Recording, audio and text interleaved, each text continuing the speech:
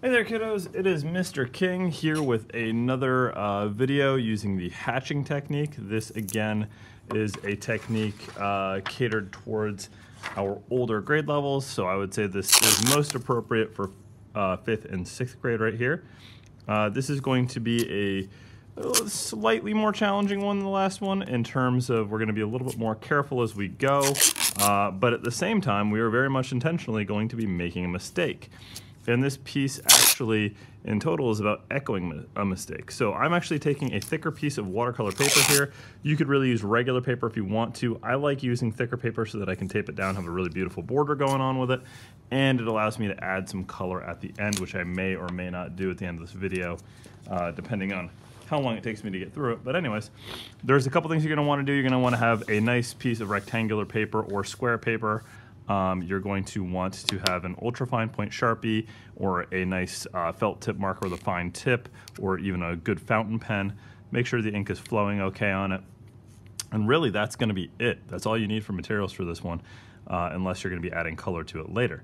So the way this works is we are simply going to be making diagonal lines all the way across our paper. You can choose whichever diagonal you want to. I'm gonna work here from the upper left. So you can go, the nice thing about taping is that you can go off from one end of the tape to the other and it will cross the paper completely, and you really don't need to worry about anything. You're not gonna draw on the table. And the cool thing about it is when you peel up the tape, you're gonna get this beautiful white border that'll look nearly impossible because the lines will just all stop at the same spot. So I really recommend taping your paper. So first up, you're just making lines that are about, I don't know, an eighth of an inch, maybe a quarter of an inch apart. Diagonals, and so you're just going to keep that up, try to be consistent with it. And if you can see in the beginning, I'm just using my wrist because it is a small distance to cover, but pretty soon I'm going to make it to a point where I have to start. Now you can see I'm sliding my hand and I'm using my forearm to push my hand across the paper to make a nice consistent line. The larger the line is, the more of your arm you will have to use.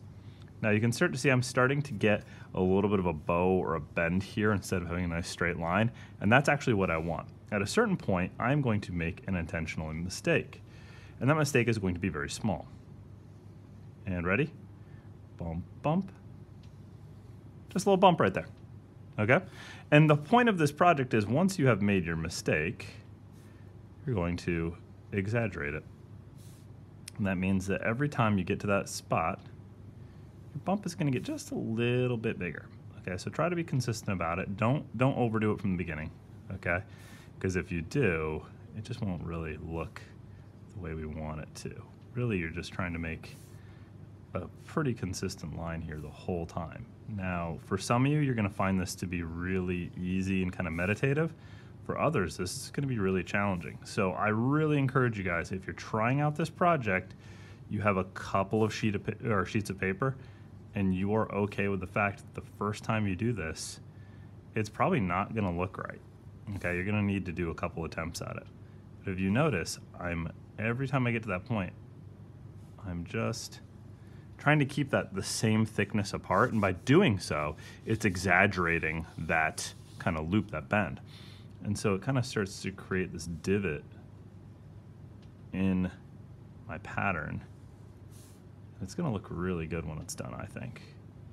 Cool thing about this, if you really wanna work on kind of like another level of kind of funky with this, watch this. Boop, boop. We're gonna make mistake number 2. And I bet you guys, actually let's do mistake number 3. Let's get crazy. Doop. And so every time you do that, you echo those lines too. And by creating these parallel lines here, we're doing what's called hatching.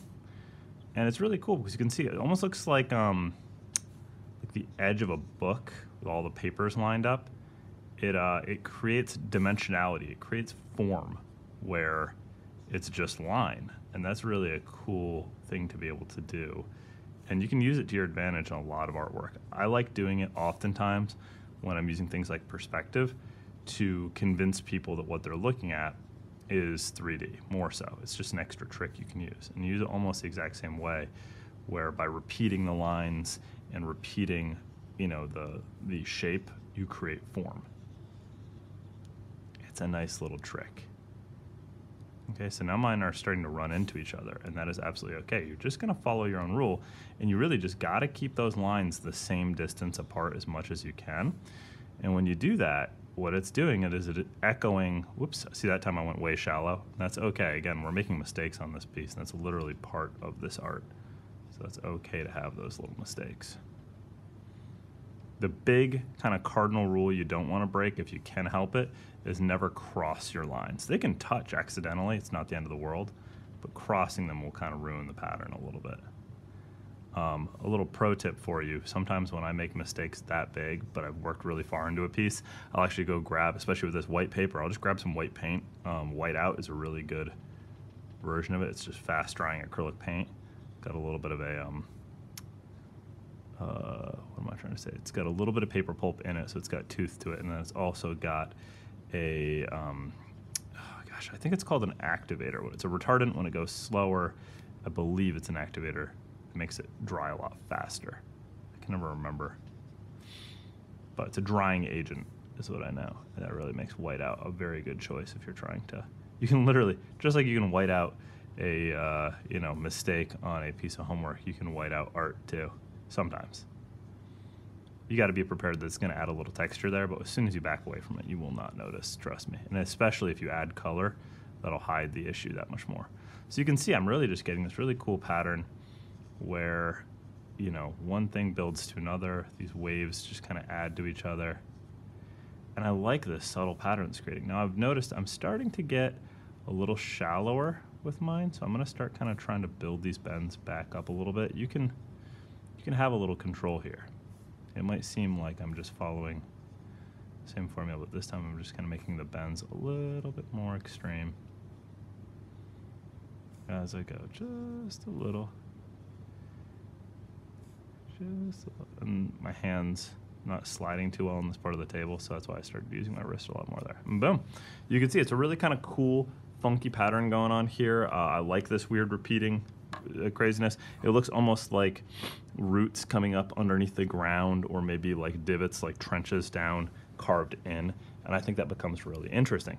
Now, what I will do is I'll speed up the end right here, and I will actually color this in. And you can do a lot of different ways of doing that, but I'm just going to go with Sharpies again and just every single one of these I'm going to change color. But I might stay with similar, like analogous colors in each one of these stripes, just to make it a little bit more kind of visually interesting as the color undulates a little bit more back and forth. So really it's a design piece, but it's a very pattern-driven piece. It uses the hatching technique. It's a lot of fun, so I'll see you guys later. You can watch the end of the video to see the color added. But yeah, have some fun with this. Experiment. See what happens when you do a couple of different things. And I think you'll be pleasantly surprised. All right? Catch you later.